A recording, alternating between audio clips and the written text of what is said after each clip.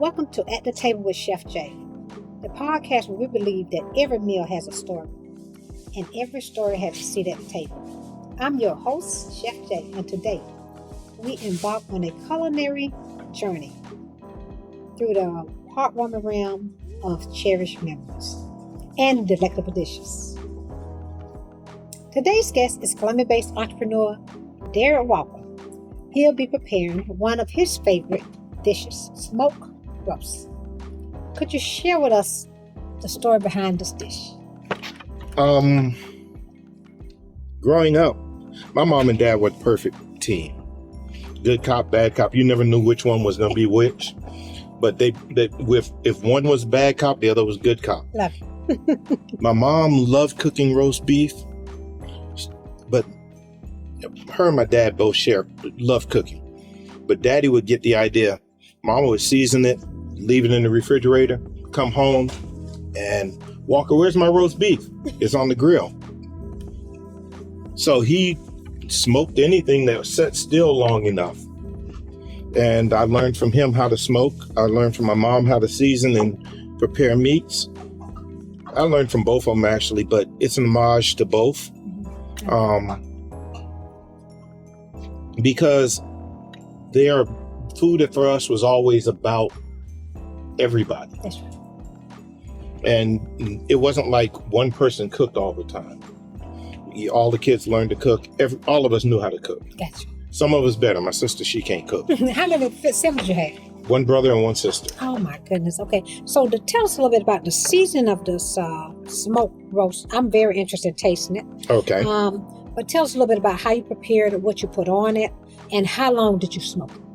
The first thing, and this is what we take for granted, is find you a good butcher. That's right. Okay. The butcher I go to hand cut this out for me. Mm-hmm. It was no more expensive than the grocery store. Actually, the problem was I couldn't find it in the grocery store. The bottom round roast. So I took truffle salt, white pepper, black pepper, thyme, garlic salt, and onion salt.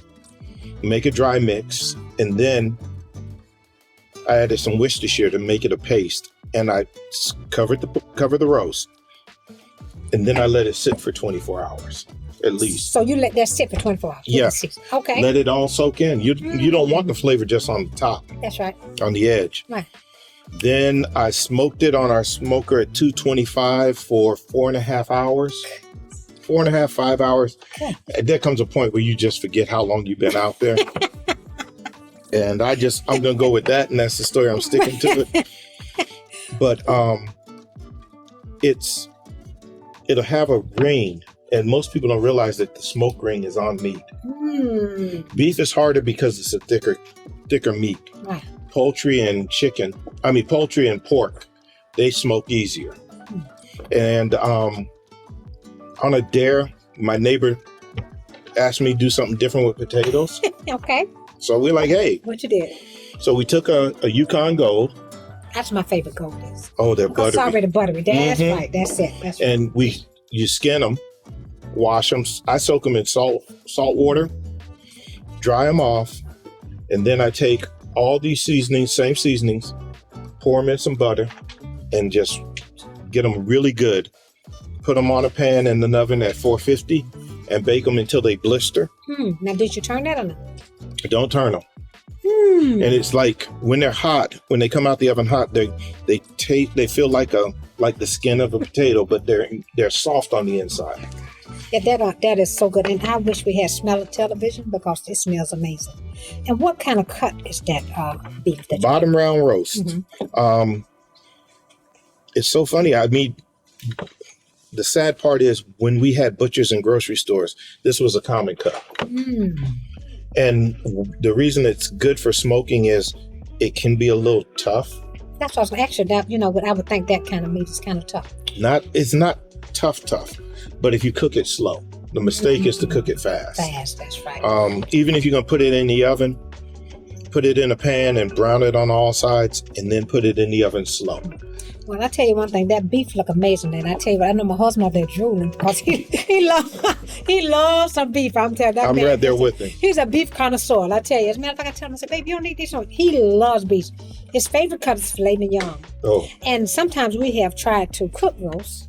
And just so interesting to say, being a chef, is that I think you've kind of helped us with that because you're slow and low. mhm. We try to cook it fast and we come up with some tough meat. So that's why I say every time we cook a roast, I said, we're not cooking that no more because it's too tough. Yeah, and the trick for it's in a world that's moving fast. Right. Just slowing down There you go. is a lesson in itself. Awesome, yeah. I'm always ripping and running, Mhm. so when I can get on the grill and smoke or even cook in the house, it's almost therapy because it forces me to slow down. Exactly. Yeah, because Turn that's my a long, phone off. long time. That's Yeah. that's why he brought the roast already pretty much made because we didn't have 4 hours. It don't take us that long No. to record. But we're so glad to share Thank you. with us. So tell us a little bit about you, Derek. What you do, how we can follow you and find you.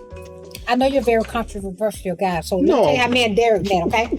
Me and Derek met, we meet every Wednesday morning from 9 to 10. We meet at 1 Million Cups, which is your entrepreneur space, where we don't sell, we just get together and meet and talk about our business. And you want to share a little more about 1 Million Cups? And you talk about the entrepreneurial journey, Right. There. what you're going through, what your good parts are. Sometimes we celebrate wins, we talk about losses. Mhm. But the idea is the room is a bunch of people going through the exact same thing, because entrepreneurs sometimes get it in their head they're the only ones struggling. That's right. They're the only ones who family didn't believe in their vision. They partner with the wrong person. There are a lot of mistakes you can make, but they're also the same. How do you handle growth? That's right. How do you hire and build teams? And the room is set up so that you can come and present your journey. And the room asks you about your business and yourself. We recognize stress and depression and all of that stuff because that's what we go through. That's right.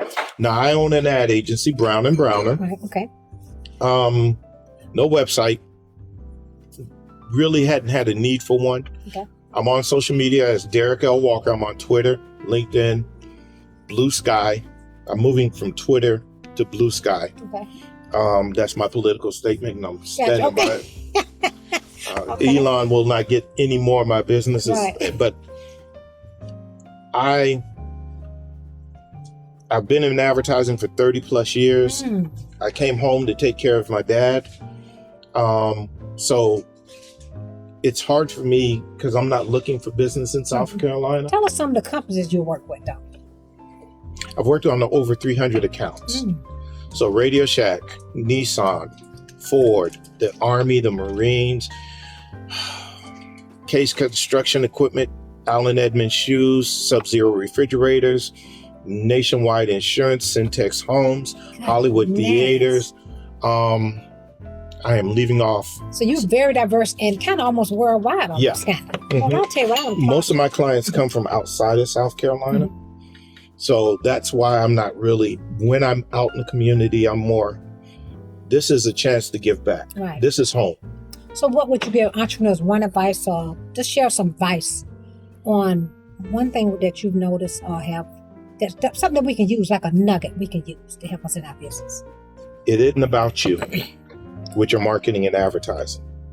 It's about the people you're trying to reach. And sometimes that means putting your ego in check.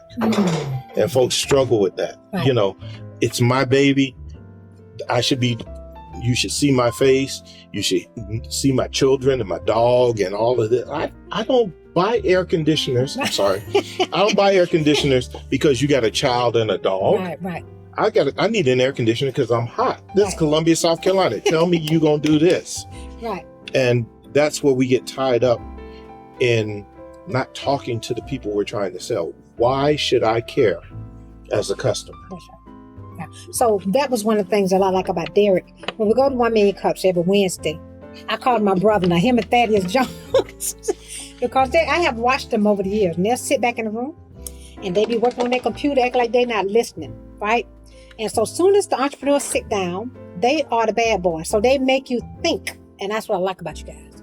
You keep us very transparent. You guys stay real with it, and you don't sugarcoat anything. And I like that. Well, here's the thing. I don't like calling us small businesses That's right. because if it fails, it's not a small business to you. Right. It's big business if it fails. That's right. And what has happened in some communities is we have not had the access to knowledge. Right. That's right. We're behind on marketing and advertising. And I'm not saying that because I do it. Right. But most popular, most successful brands have a strong marketing and advertising plan. They're two separate things. And that's why in your business plan, you do a marketing plan and you do an advertising plan. If I have to hurt your feelings, so be it. That's right. Because guess what? You ain't paying me. That's right. Well, that's what I like about you. You're so real and so transparent. It's free. When you're giving free advice, you also have to understand people can take it or leave it. That's right. And if they take it, good. If they leave it, good. Hey, it was free. Right. Well, I always enjoy it. I'll be looking forward to seeing you guys on thank you. Wednesday morning. But I can't wait to taste the smoked roast. Yes. And at the table with Chef Jay. I'll see you there, guys. And I'll let you know how it tastes, okay? Welcome back. We're sitting with Derek Walker. Before we try your dish, what does food and family mean to you, Derek?